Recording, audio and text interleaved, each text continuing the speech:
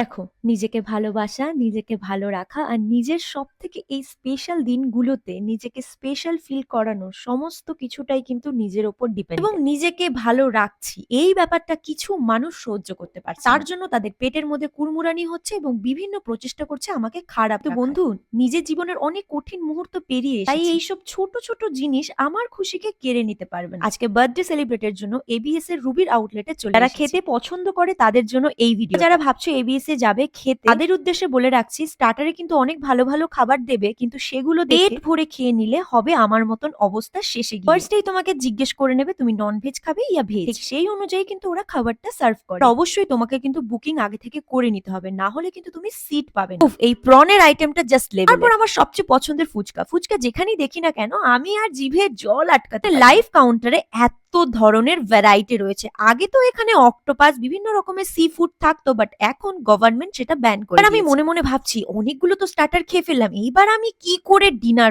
নিতে নিতে এবং ডিনারে কি কি আইটেম রয়েছে সেগুলো দেখতে দেখতে তোমাদের সাথে একটা কথা শেয়ার করি। জীবনে অনেক কঠিন মুহূর্ত যেরকম পেরিয়ে এসেছি, ঠিক সেরকম কোনটা জীবনে ভুল কোনটা ঠিক সেটা জানি। জীবনে অনেক কিছু করার বাকি রয়েছে। আর আমার বয়সটাই হয়েছে কত বলো তো? এই সঠিক সময়ে সঠিক জিনিস করতে পছন্দ করি, তাই তোমাদের মাথা ঘামাতে হবে না।